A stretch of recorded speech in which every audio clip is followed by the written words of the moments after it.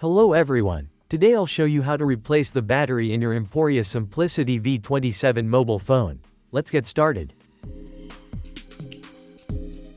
First, open the back cover. Remove the old battery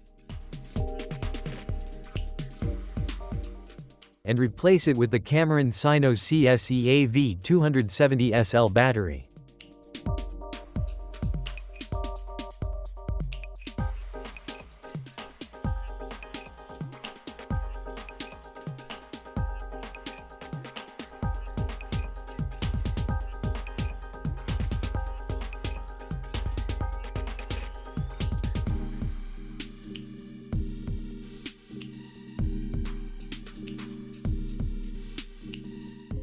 And that's it. You have successfully replaced the battery in your Emporia Simplicity V27 mobile phone.